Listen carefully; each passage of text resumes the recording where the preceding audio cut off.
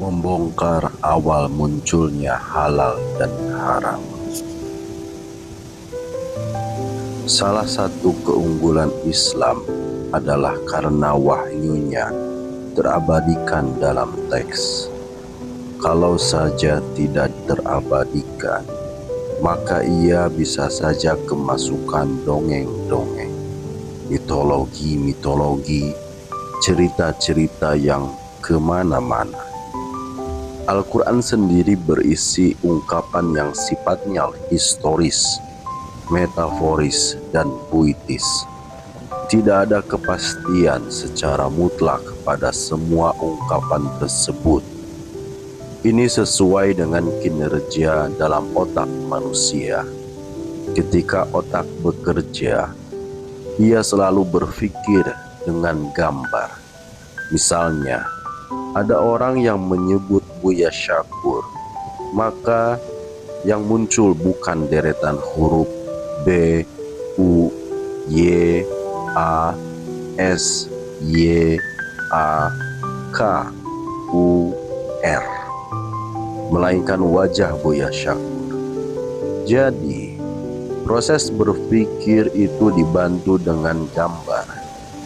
Oleh karena Al-Quran sejalan dengan sistem otak, maka ia menggunakan ungkapan matsal atau perumpamaan seperti surga, bidadari, dan kebun.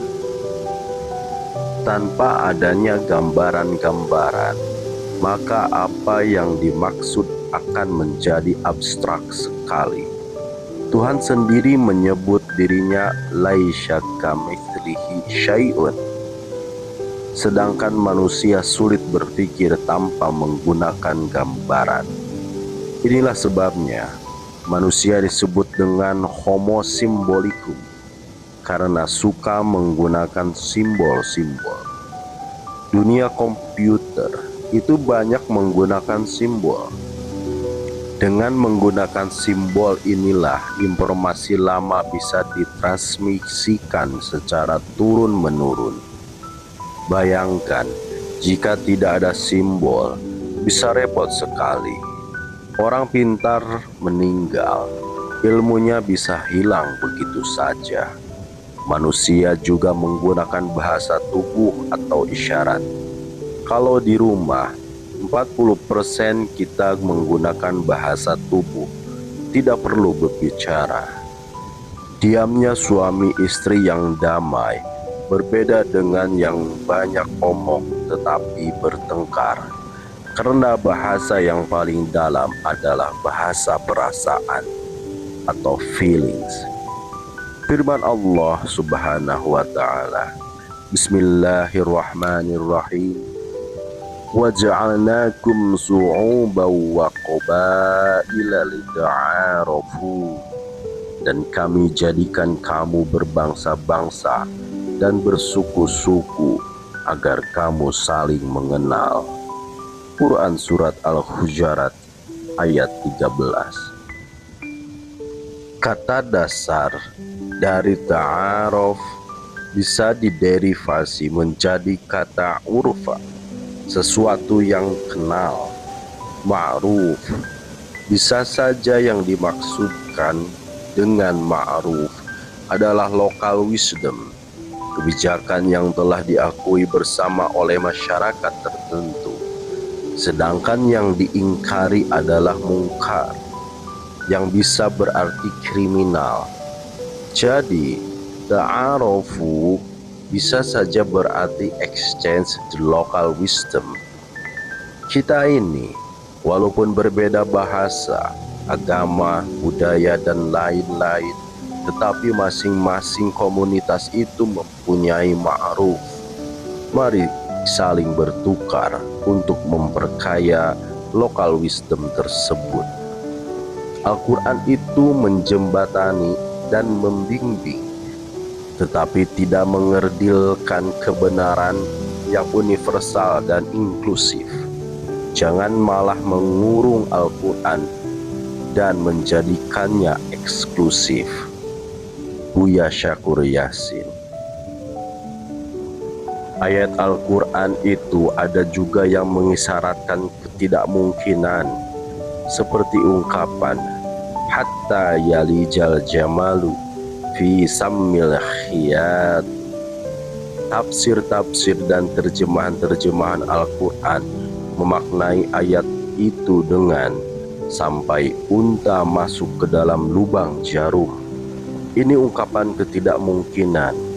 Tidak masuk akal jika ada unta masuk ke dalam lubang jarum.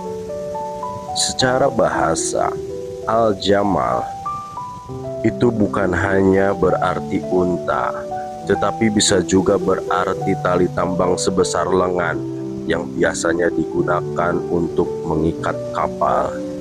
Inilah ketidaktepatan dalam pemaknaan. Akan tetapi, ketika saya memberikan koreksi atas pendapat para mufasir, saya malah diserang seolah-olah para mufasir itu pasti benar. Allah berfirman, Bismillahirrahmanirrahim, fa'in tawallau fa'innama 'alaikal balagul mubin. Maka jika mereka berpaling, maka ketahuilah kewajiban yang dibebankan atasmu hanyalah menyampaikan amanat Allah dengan terang. Faman syaa'a falyu'min wa man syaa'a falyakfur. Barang siapa menghendaki, hendaklah dia beriman, dan barang siapa menghendaki kafir, biarlah dia kafir. Mau percaya silahkan, tidak percaya ya sudah. Tugas Anda hanya menyampaikan, jangan marah, hai Muhammad.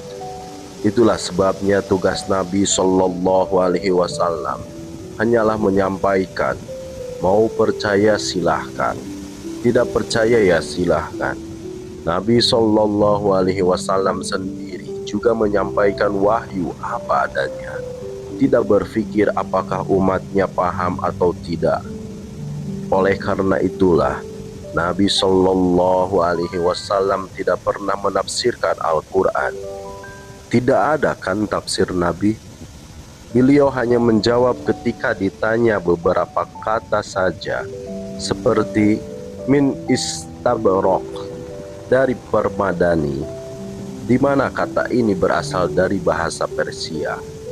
Tentang firman Allah Subhanahu wa Ta'ala, lita'arafu, kita harus ingat bahwa Allah menciptakan segala sesuatu di alam semesta ini bersifat plural. Pluralitas itu adalah suatu realitas, sebab Allah sendiri yang menghendaki itu.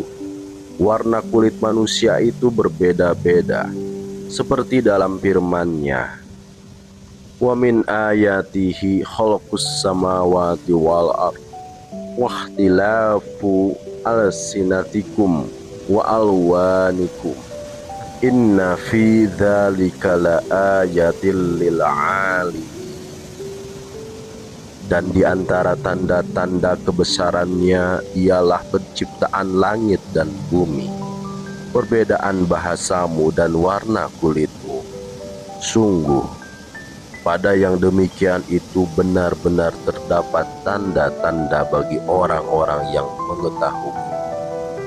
Nabi Adam alaihi salam diberikan bahasa-bahasa atau al-asma, seperti dalam firman-Nya, wa'allama Adamal asma'a kullaha, dan dia ajarkan kepada Adam al-asma semuanya.